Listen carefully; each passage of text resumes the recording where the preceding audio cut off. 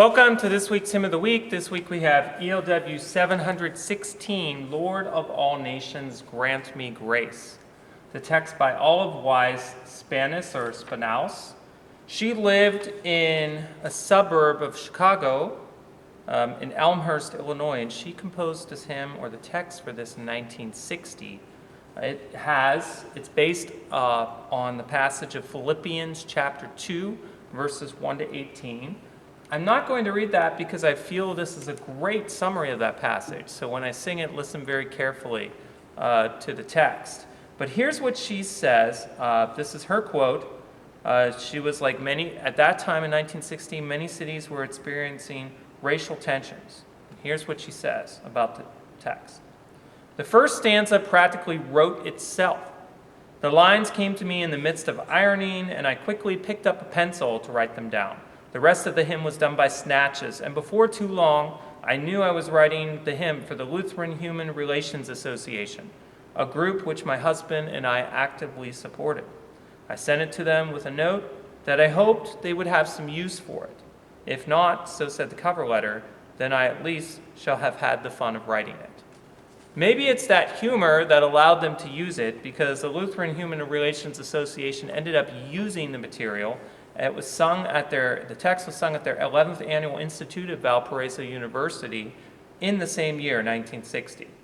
And then, 7 years later, it was published in This Day magazine with this tune that we have here, Beatus Vir, which is interesting here. That tune is connected to Psalm 1, since Psalm 1 is the original text for that tune.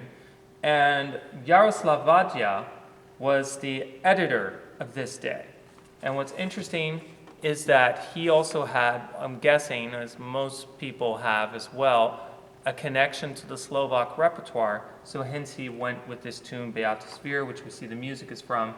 I will try to attempt to say this, Samotolski Kanoncial, or Cancioneal. And that's an arrangement, of course, that we have here by Richard Hilliard. But that tune was attributed to a Bohemian Brethren bishop, Matthias Kunwaldowski. And we don't have exact dates for when he lived, but we know it was at least to the 1500s, so definitely 15th century.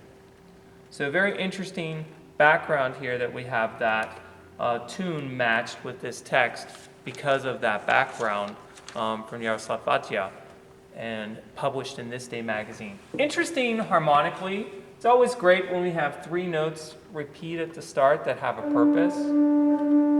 But more importantly, it's the flavor of Lydian, that raised fourth, that really provides the variety and the color in this hymn. So, Lord of all nations, grant me grace.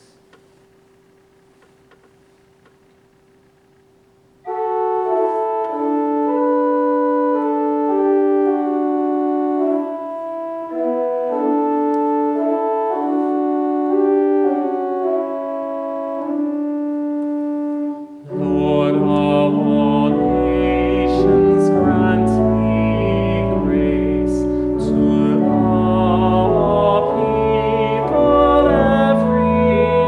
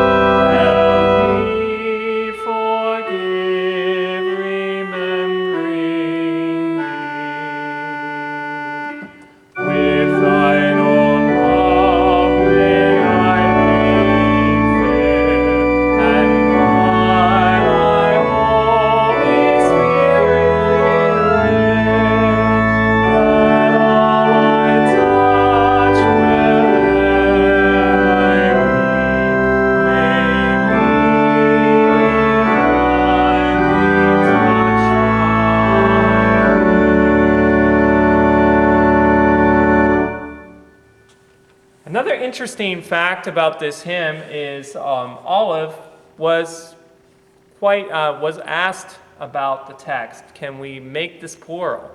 And she insisted on it staying singular. So we have that would forgive me, Lord.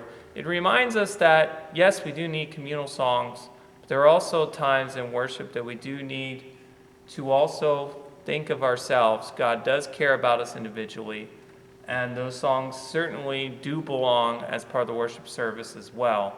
And it's another way that we can connect to God that is different than when we are singing communally or as a plural, as a team. Thank you very much for listening to Hymn of the Week.